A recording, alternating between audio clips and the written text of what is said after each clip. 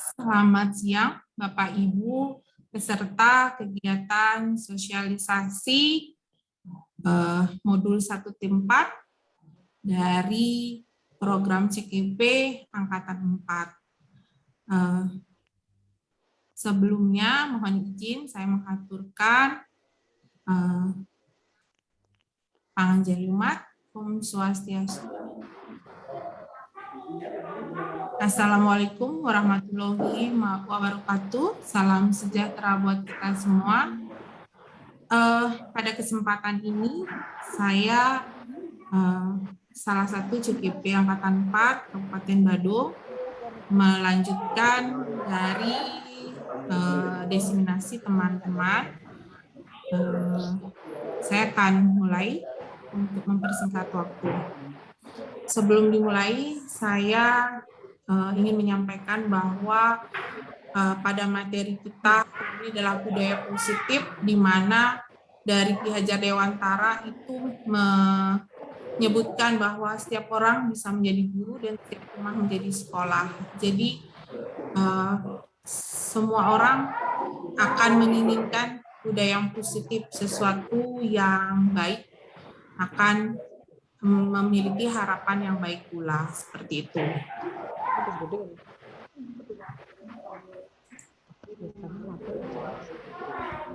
Untuk profil saya lewatkan karena semua sudah mengenal saya. Nah, untuk memulai kegiatan kita hari ini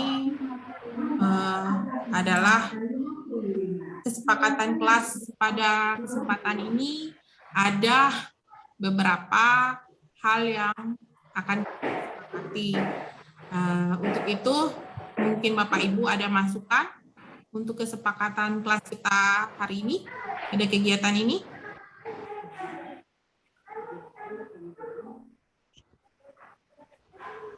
Cukup ya Bapak Ibu ya?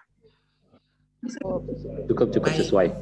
Baik, karena sudah jadi kesepakatan, jadi pada kesempatan ini ada dari Bapak Ibu yang berkenan untuk memimpin doa sebelum memulai kegiatan kita. Untuk waktu saya persilakan.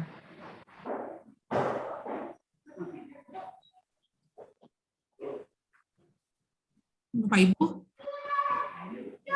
persilakan Bapak Ibu untuk memimpin doa. Ya. Pak Agus mungkin. Bu Ari pimpin langsung ya Bu Ari.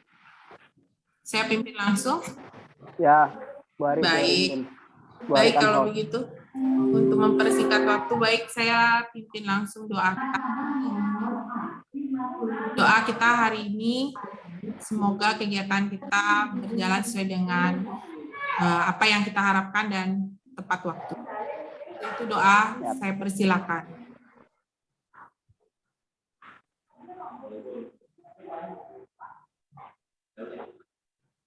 Doa selesai. Baik Bapak Ibu, saya lanjutkan dengan yang berikutnya adalah kesepakatan kelas sudah ya.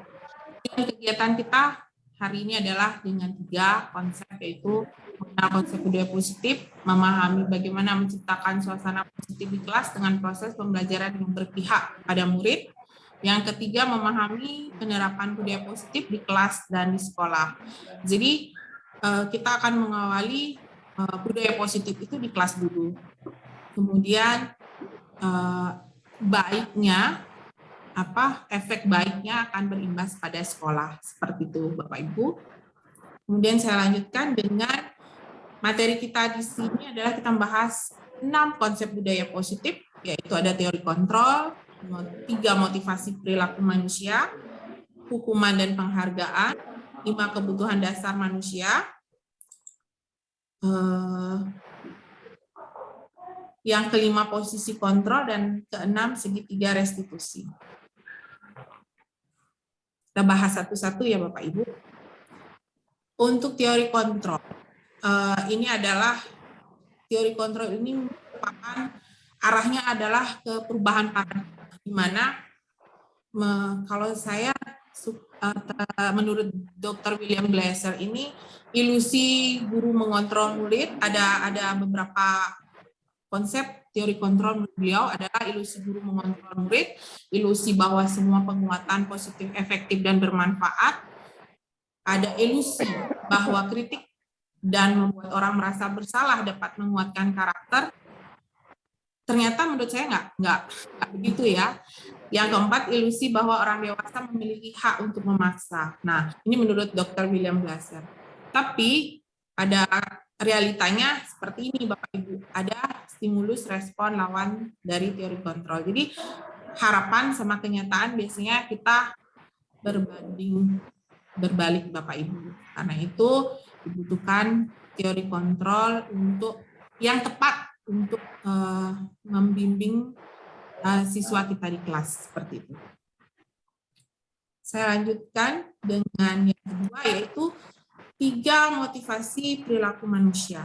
Itu ada 1, untuk menghindari ketidaknyamanan atau hukuman. Biasanya kita temukan dengan siswa kita yang sering ngeles ya Bapak Ibu ya. Kalau misalnya kamu kenapa gini, saya begitu, ada aja alasan seperti itu. Jadi untuk menghindari ketidaknyamanan. Yang kedua, untuk mendapatkan imbalan atau penghargaan dari orang lain. Jadi dia melakukan sesuatu tuh supaya dapat pujian, karena kita kan sering ada reward dan punishment itu ya. Jadi reward itu yang dia inginkan. Jadi dia melakukan perhatian-perhatian biasanya. Yang ketiga, untuk menjadi orang yang merdeka, inginkan dan menghargai diri sendiri dengan nilai-nilai yang mereka percaya. Jadi dia merasa itu benar, jadi dia lakukan hal itu. Kemudian ketiga, itu ada hukuman dan penghargaan. Itu adanya di keyakinan kelas. Nah, hukuman dan penghargaan ini yang tadi ya sampaikan itu bahwa ada motivasi-motivasi di balik apa yang mereka lakukan itu, yaitu pembentukan keyakinan kelas bersifat abstrak karena dia itu karena keyakinan kan. Jadi istilahnya gini, kalau dijelaskan ke anak-anak kalau naik sepeda motor pasti menggunakan helm, gitu kan. Kalau tidak menggunakan helm akan apa? 1, kan jatuh, kepalanya langsung kena. Kedua, ada polisi takut ditilang dan sebagainya. Jadi mereka yakin sudah, jadi kalau naik motor harus menggunakan helm seperti itu. Jadi itu salah satu keyakinan yang abstrak ya, yang tapi mereka paham, yakini gitu. Nah, keyakinan kelas yang berikutnya berupa pernyataan-pernyataan universal. Nah itu, jadi sesuatu yang menggunakan seragam yang sesuai seperti itu. Kemudian pernyataan keyakinan kelas senantiasa dibuat dalam bentuk positif. Jadi sesuatu hal yang baik itu kita tanamkan buatkan keyakinan kelas. Nah, yang keempat, keyakinan kelas hendaknya tidak terlalu banyak sehingga mudah diingat dan dipahami oleh semua siswa kita di kelas. Dan yang berikutnya, keyakinan kelas sebaiknya sesuatu yang dapat diterapkan di lingkungan tersebut.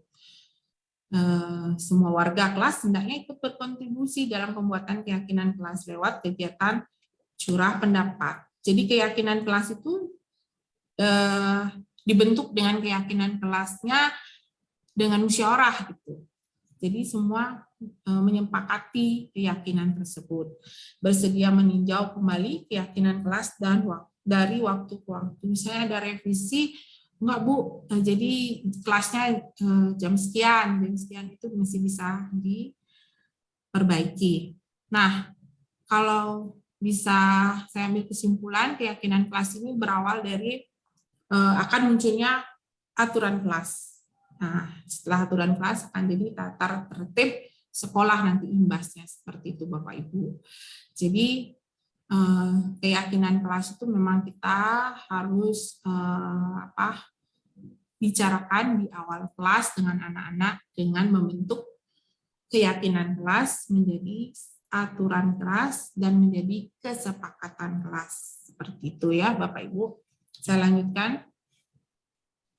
Yang kelima adalah 5 kebutuhan dasar manusia, di mana ini yang mendasari mereka melakukan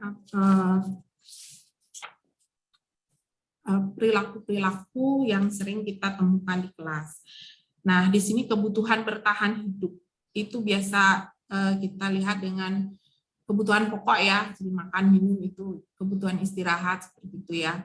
Nah, yang kedua adalah cinta dan kasih sayang. Yang ini, yang kuning ini adalah kebutuhan untuk diterima.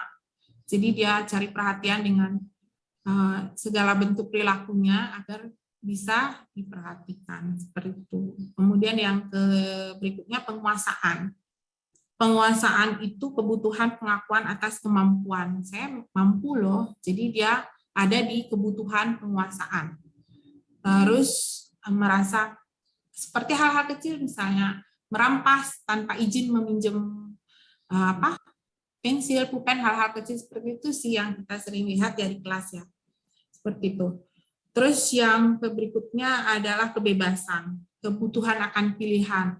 Biasanya anak-anak puber kita ya di usia SMP, SMA itu dia menunjukkan jati diri. Jadi dia butuh kebebasan. Saya maunya gini loh, kenapa harus mengikuti aturan itu? Saya maunya begini. Nah, itu kembali kita cari yakini mereka dengan itu sebab akibatnya seperti apa. Jadi mereka akan menjadi sebuah keyakinan. Yang berikutnya adalah kesenangan, kebutuhan akan perasaan senang sehingga perilaku itu mereka lakukan. Itu 5 kebutuhan dasar. Nah, yang kelima adalah 5 posisi kontrol. Biasanya kita ada di posisi kontrol ini sebagai penghukum. Biasanya kita mempercayai itu kalau sudah dihukum dia pasti jerah gitu.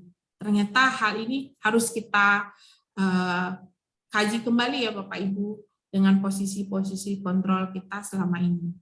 Yang kedua, pembuat orang merasa bersalah. Nah, biasanya kita kan sering menegur anak-anak di depan teman-temannya ya, itu benar-benar posisi yang sangat merugikan buat anak-anak. Jadi merasa depresi ya, jadi merasa down gitu ya, jadi kurang percaya dirinya, merasa aduh saya sudah mengecewakan seseorang nih gitu misalnya, seperti itu. Yang ketiga, teman. Jadi kita sering, nah kalau kita ya di sekolah luar biasa ini kita di posisi teman ya, sering dengan cara pendekatan seperti teman gitu. Ternyata nggak juga sih Bapak Ibu, itu bisa juga membuat anak-anak kita tergantung terus sama kita. Jadi ya nggak mesti harus humanis tetap ada, tapi posisi kontrol kita memang harus divariasikan. Yang keempat yaitu monitor, di mana monitor itu ya memang sudah menjadi tugas kita ya sebagai guru selama ini sebagai pemantau jalannya pembelajaran seperti itu ya. Kemudian yang terakhir adalah manajer. Manajer itu membimbing untuk dapat siswa itu memahami posisinya dan mengatur dirinya seperti keyakinannya mereka gitu. Jadi posisi keyakinan itu memang penting sekali. Itu, nah seperti yang saya sampaikan tadi, posisi kontrol ini memang bisa kita jangan monoton sebagai itu. Jadi kita bisa variasikan dalam pembelajaran kelas. Nah, yang terakhir ini, yang agak berat ini materinya adalah segitiga restitusi, di mana menurut dosen ya, restitusi itu adalah menciptakan kondisi bagi murid untuk memperbaiki kesalahan. Dia menyadari kesalahannya itu, jadi tidak mengulanginya lagi. Gitu. Yang kedua, kolaboratif, mengajarkan murid untuk mencari solusi dari permasalahannya itu. Jadi kalau kamu udah paham seperti itu, kamu harus seperti apa? Itu dia sudah tahu. Oh, saya harus melakukan ini gitu. Jadi kita tidak mendomain di sana. Jadi karena keyakinan itu tadi, kita cuma bisa mengarahkan, cuma mengingatkan kembali. Yang ketiga itu restitusi itu bisa membantu siswa kita memiliki tujuan lebih disiplin dan memulihkan dirinya ketika berbuat salah. Jadi akan menghasilkan budaya positif seperti itu Bapak Ibu. Nah, ciri-ciri restitusi itu restitusi bukan menembus kesalahan, namun belajar dari kesalahan. Restitusi itu memperbaiki hubungan. Jadi tidak membuat kita selama ini kan kita sering zaman angkatan dulu ya Bapak Ibu ya, saya sering ada gap itu sama anak-anak karena sering mengingatkan. Jadi mungkin ada sesuatu yang salah dulu dalam penanganan siswa kita. Jadi mereka menganggap kita sebagai kompetitor gitu loh, bukan sebagai controlling gitu. Jadi ada kesalahpahaman lah ya di sana.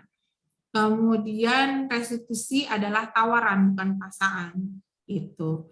Yang keempat, restitusi menuntut untuk melihat ke dalam diri. Restitusi mencari kebutuhan dasar yang mendasari tindakan. Restitusi diri adalah cara yang paling baik.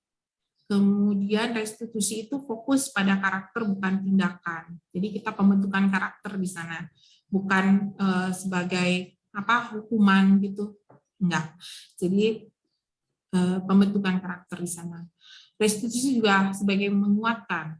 Restitusi juga fokus pada solusi.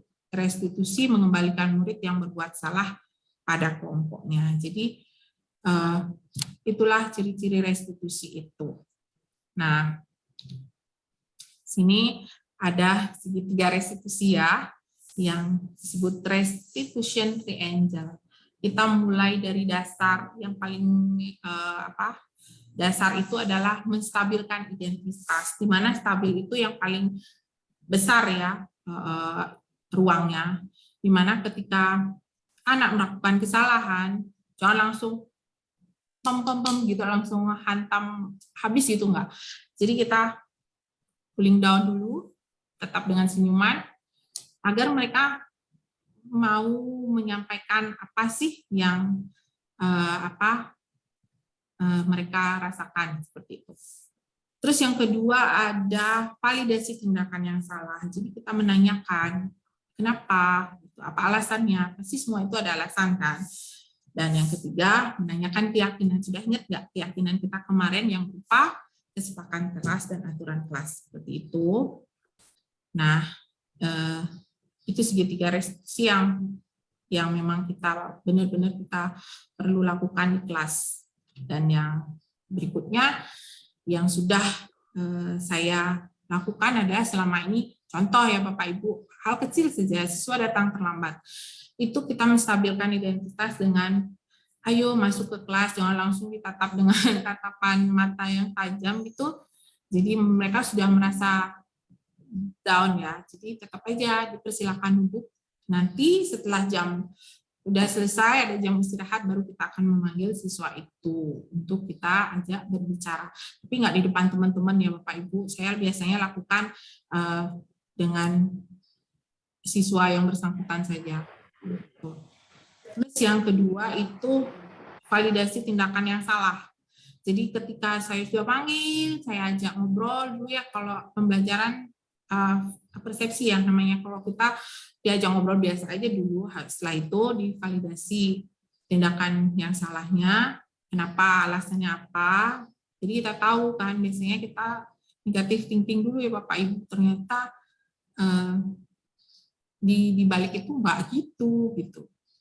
Dan yang ketiga menanyakan keyakinan. Sudah ingat nggak dia sama aturannya dia selama ini yang sudah disepakati di kelas.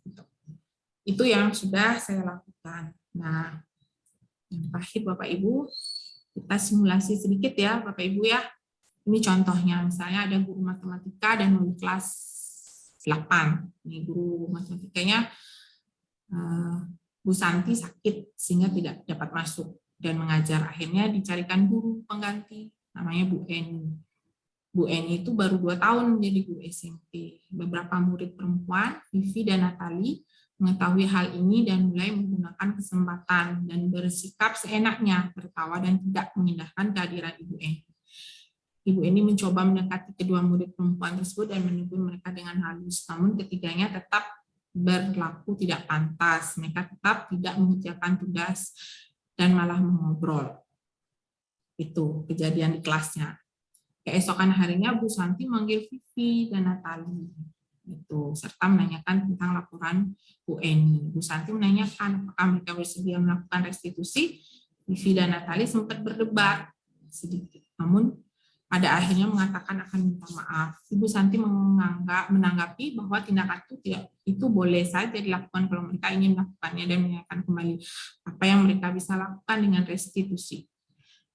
Baik Vivi maupun Natali mengakui bahwa perilaku mereka tidak sesuai dengan kegiatan kelas. Keduanya mengusulkan bagaimana kalau mereka mengadakan sebuah diskusi kelas dengan teman-teman sekelasnya tentang bagaimana seharusnya sikap mereka dalam menjalani keyakinan kelas, terutama tentang sikap saling menghormati, serta mengusulkan mengirimkan email kepada Ibu Eni tentang keputusan mereka tersebut.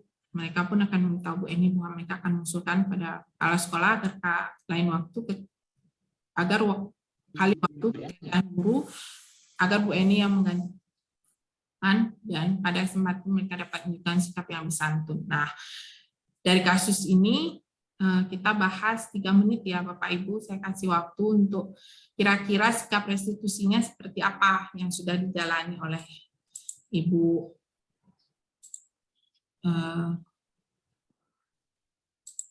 Santi ini. Terus yang kedua, kasus di atas, posisi apa yang telah diambil oleh Ibu Eni dalam menangani Vivi dan Natali.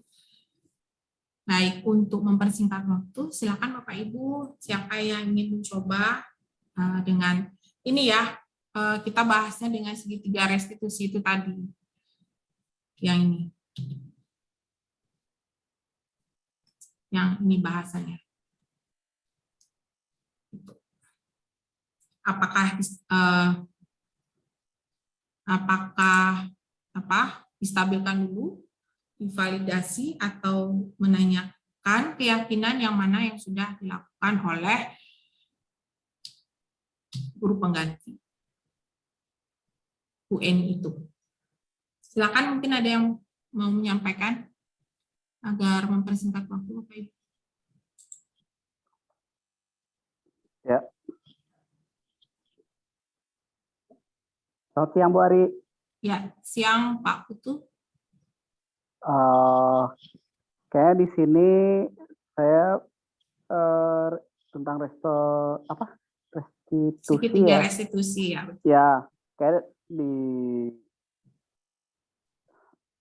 pertanyaan yang pertama tuh dalam penerapan restitusi kasus di atas ini kayak Ibu yang ini siapa ya, Ibu Santi ya? Bu Santi kan sakit. Ya, tapi Ibu Santi yang manggil kan? Memanggil, ya Bu Santi yang manggil karena aduan dari Bu Eni. Ini tadi saya ingin di restitusi ketiga kayak memperbaiki hubungan dulu lah kayak murid ini dengan gurunya dulu ya. Ya.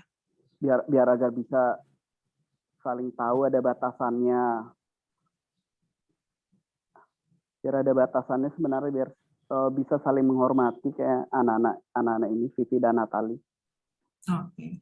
Berarti Bapak mengambil yang ini ya, yang menstabilkan identitas ya Pak ya. Oh, yang menstabilkan identitas ya. Oke, ya. Ya Pak ya. Jadi ya kayak diperbaiki dulu hubungannya ya. Iya, seperti itu ya Bapak ya. Baik. Ya, soalnya kalau tidak dilakukan seperti itu kayaknya masih tetap aja murid merasa bahwa Ibu Eni ini yang guru baru kayak belum kenal sama mereka terlalu jauh sih. Jadi itu dia makanya kayak harus menstabilkan identitas dulu, perbaiki hubungan. Kayak saling kenal dulu deh Bu Eni sama murid-murid ini biar bisa saling menghargai, Bu Ari. Baik. Kalau menurut saya seperti itu sih. Ya, betul Pak. Terima kasih. Benar. Terima kasih. Terima kasih Pak Putu atas waktunya. Mungkin ada teman yang lain juga yang ingin menyampaikan analisa kasusnya atau ada pertanyaan mungkin dipersilakan. Masih ada waktu sebelum kita tutup.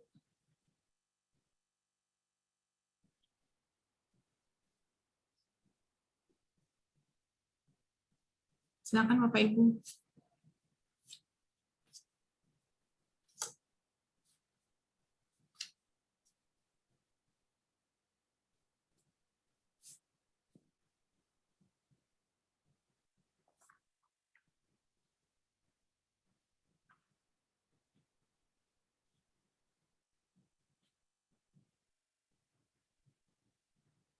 Bu Ari, maaf Bu Ari. Bu Ari, Ya Pak, silakan. maaf. Ya. Jadi saya menanyakan yang kasus kedua siswa ini, Vivi dan Natalia. Oh ya, ya kembali ke kasus ya Pak.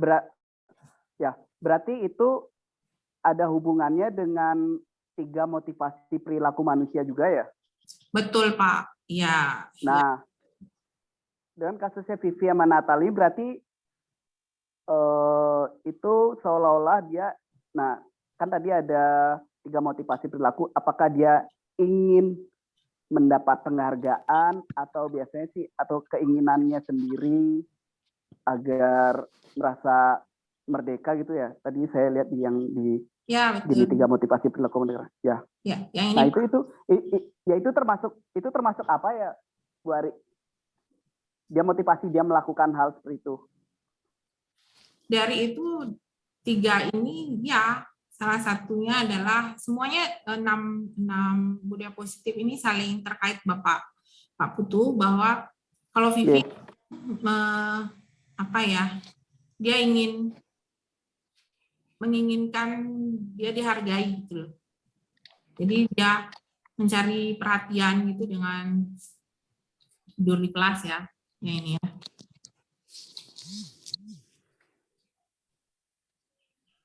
Ya ini ya. Ini bersikap enaknya, ya ini seenaknya tawa dan tidak mengindahkan kehadiranku ini. Berarti kan dia mencari perhatian ya, merasa dia yang seperti Bapak sampaikan tadi, wah saya nggak kenal maka tak sayang. Kemudian yang kedua, saya merasa ya ini juga di 5 kebutuhan dasar manusia juga ada, dia ada penguasaan di sana. Dan cinta dan kasih sayang yang diperhatikan juga dia. Nggak selalu dengan 3 posisi kontrol aja. 5 kebutuhan manusia juga masuk ya Pak. Itu. Dan ada kalau kita kupas dengan 6 itu budaya positif itu tadi, posisi guru juga ada di 5 posisi kontrol tadi. Seperti itu Bapak. Jadi itu yang bisa saya sampaikan. Mungkin untuk materi nanti bisa saya share nanti untuk dipahami lagi Bapak Ibu semua. Boleh Bu Ari, boleh. Siap. Baik, ada lagi Bapak Ibu?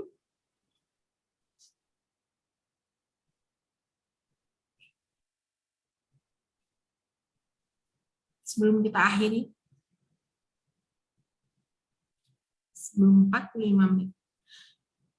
Cukup ya Bapak Ibu? Hari ini cukup ya Bapak Ibu?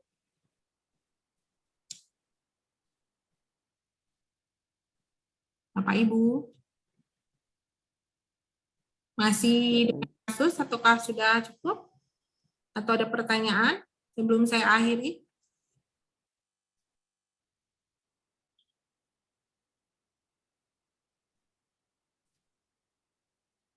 Halo Bapak Ibu semua. Karena udah siang ya? Saya di mute semua nih. Ya betul. Suaranya di mute semua.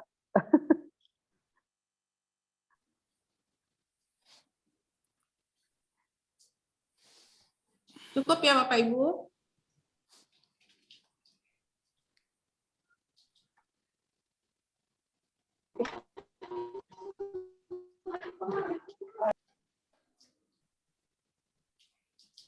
Pak Dewo kayaknya berpikir gitu ya, berat ya Pak? Apa perlu saya ulangi lagi? Gimana Bapak Ibu, cukup ya hari ini ya? Ya?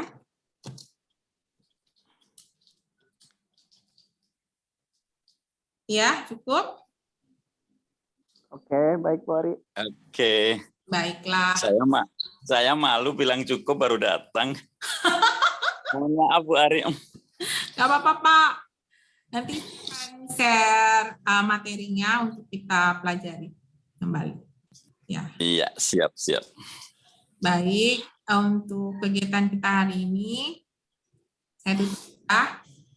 Awalnya tadi adalah dengan Ki Hajar Dewantara, tutupnya juga saya kutip dengan Gajah Dewantara, di mana ada kemerdekaan, di situ harus ada disiplin yang kuat ya Bapak Ibu. Sungguh disiplin itu bersifat self-disiplin, itu disadari dengan diri sendiri. Yaitu kita sendiri mewajibkan dengan sekeras-kerasnya. Jadi untuk selalu mengingat, dan peraturan yang sedemikian itu harus ada di dalam suasana yang merdeka. Jadi tetap orientasi kita berpihak pada siswa. Itu menurut Gajah Dewantara. Untuk hari ini materi kita cukup, seperti keyakinan kelas kita, kesepakatan kelas kita. Sebelum kegiatan ditutup ada 2 ritual, yaitu doa dan... Ini bisa masuk ke si kepo ini Bu Ari. Bu Ari, kegiatannya ini bisa masukkan di si keponya nih. Di untuk ininya di kelas capaian, bisa di capaian ini. Karena waktunya, jamnya belum mencapai Pak, jadi belum bisa. Nanti akan kita usulkan ya Pak ya. Berarti materi ini menarik ya Pak. Jadi bisa diperpanjang waktunya ya. Baik ya, kita tutup dengan doa. Untuk kegiatan ilmiah. Ya Pak. Kita tutup dengan doa. Izin Bu Kepala Sekolah, Bu PP, dan Bapak Ibu peserta kegiatan hari ini. Saya pimpin doa untuk mengakhiri kegiatan hari ini karena sudah berjalan dan sesuai dengan harapan dan tepat pada waktunya. Doa dipersilakan.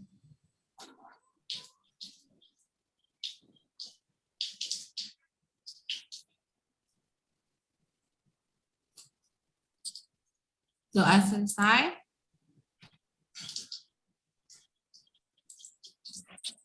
Kita foto bersama ya Bapak Ibu.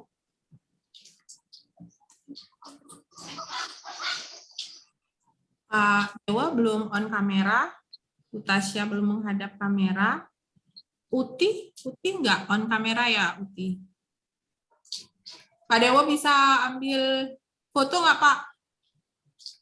Pak Dewa. Bu Eni mungkin Saya nggak pakai laptop Bu Eni karena saya pakai HP enggak, jadi sudah print screen saya ada problem kayaknya di ini nih sama Bu Eni. boardnya. Di sini nggak bisa pakai HP. Oke. Siapa yang bisa Bu Emi bisa Bu? Mohon dibantu ya Bu. Baik Bapak Ibu kita senyum semua.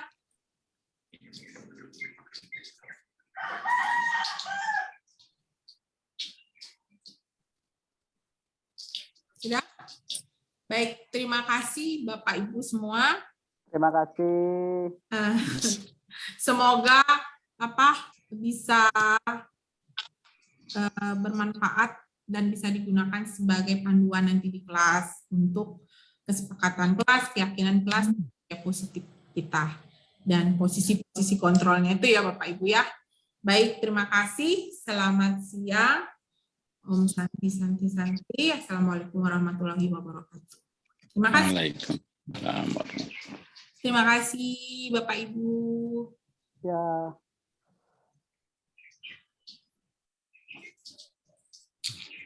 Saya live ya Bapak Ibu. Izin.